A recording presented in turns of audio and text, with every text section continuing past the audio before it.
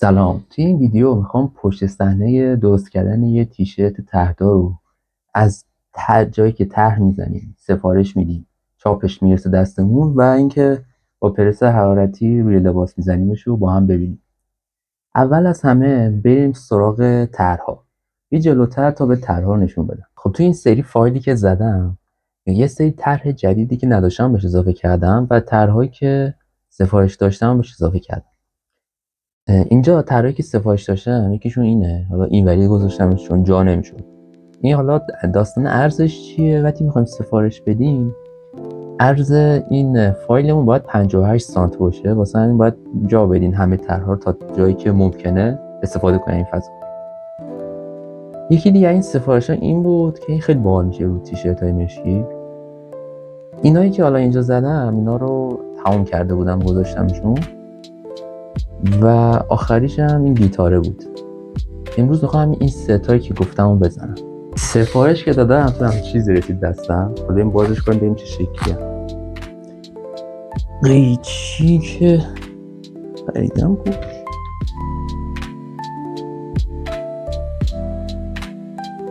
خب قیچی ها پیدا کردم، ببینیم چه شکلی شدن.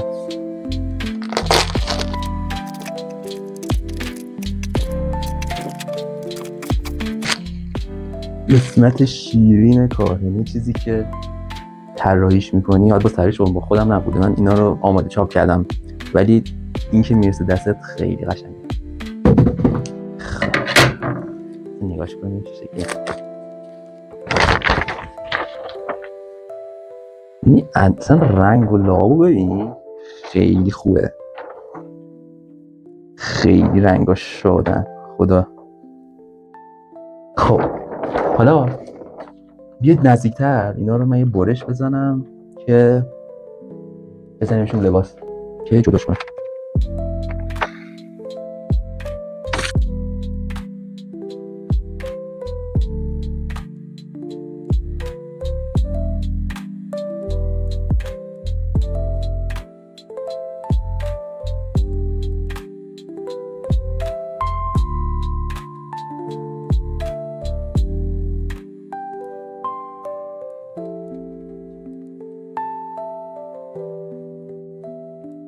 خب تیشرت هایی که قرار بزنم اینا هم که آمادهشون کردم. حالا میخوام با سفیده شروع کنم. این از سفیده است که اینجوریه. حالا اول کاری من اینو یه دفعه پرس خالی میزنم که زیریه کامل گم شه. خب این وقتی میخوایم پرس بزنیم یه طرحی رو لباس، اول باید یه دفعه خالی لباس رو پرس بزنیم. حالا چند تا نکته. این خیلی داغه، خیلی حواستون و باشه که دستتون نخوره و خیلی دستم سر این سوخته. و نکته دوم هم اینه که یقه نباید بره زیر دستگاه، جا میندازه، یعنی دستم میخوره هی میسوزه. خب این از این. و اونجایی که میخوایم پرس بزنیم اون دیگه یه دفعه هم 15 ثانیه همیشه. کلا برای این دستگاه ها، برای اینکه با چاپ DTF کار کنن، DTF یه فرمول دمایی داره با زمان.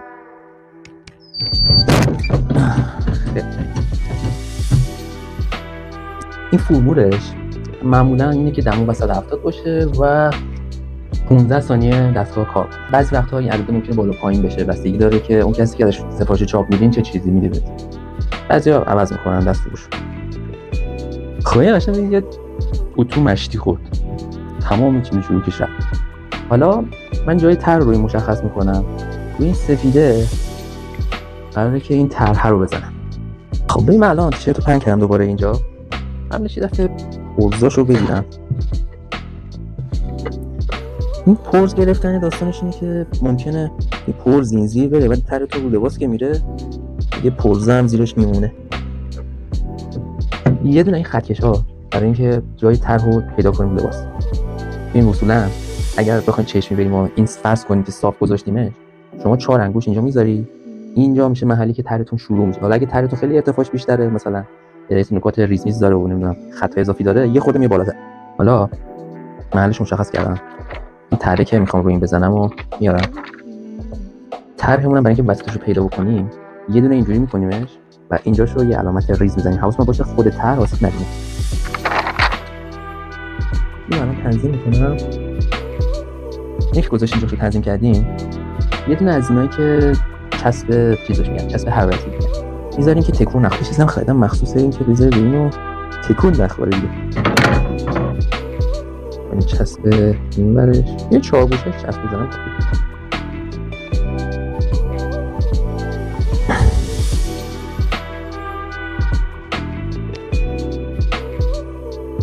حواسون باشه اینجا شروش نشه، لباس مناسب بگیره. خب بریم.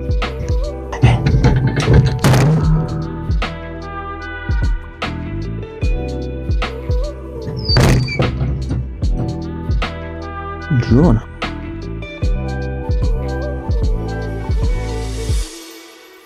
یه دقیقه بذاریم تو بمونه، بعد دیگه اوکی میشه.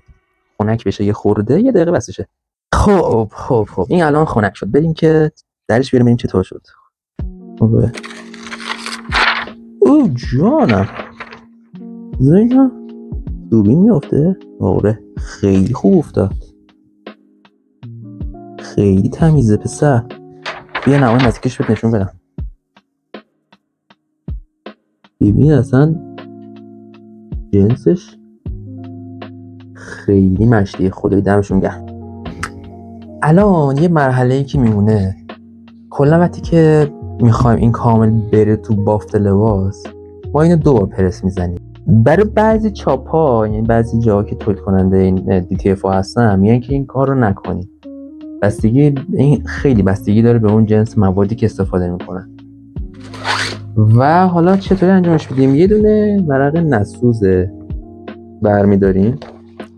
این هرچی بهتر باشه، شما چاپتون بهتر و خفن‌تر میشینه. ولی کاغذ روغنی آشپزی هم یه همچین حالتیه. اینو میذاریم زمان کوتاه، 5 ثانیه فقط. 5 4 3 2 1 تموم. تیشرت رو ببینیم چطور شد. اول خودم ببینم. اینجوری شد. نوبت تیشرت مشکی هست. یه بار پرس خالی میخوره تا رطوبت توی لباس بین بره. پرز اینو بردارم. شکیه خوب پرز میگیرم. روی مشکیه اینو میزنم.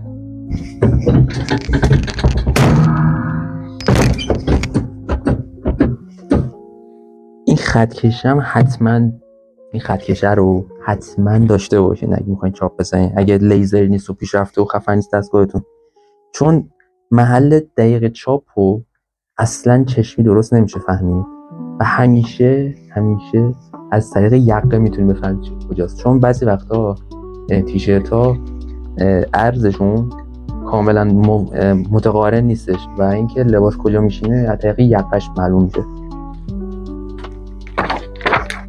این طرح رو میذارم روش.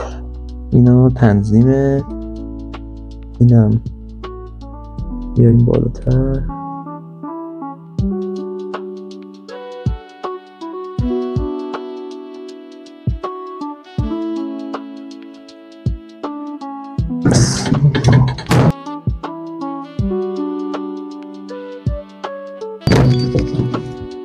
ای جانم.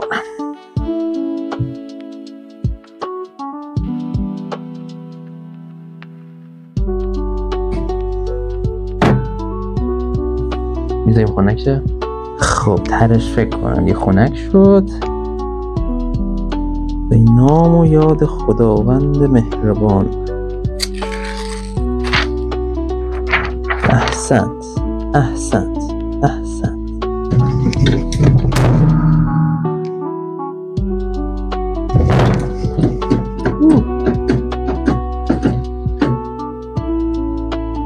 بخار میکنه میکند.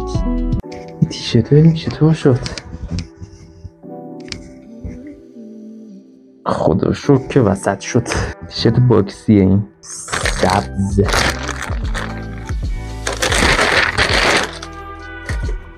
رطوبتش رو بگیریم بریم تو کاش.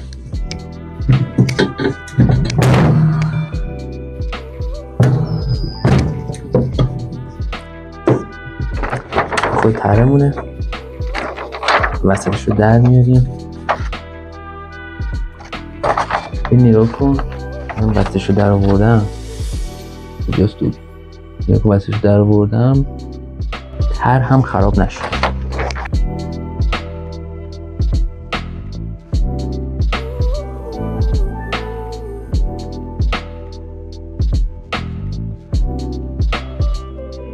خب بریم تو کاورش. خب صفاش بریم بگو.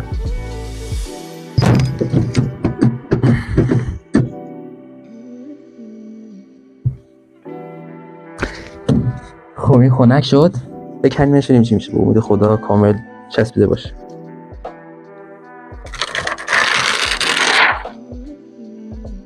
یه سری نقاط ریزه نیومدن این ریزا، ولی جوری نیست که به طرح آسیب بزنه. اینو من بار دوم که پرس بزنم اوکی میشه. اون کم کاری.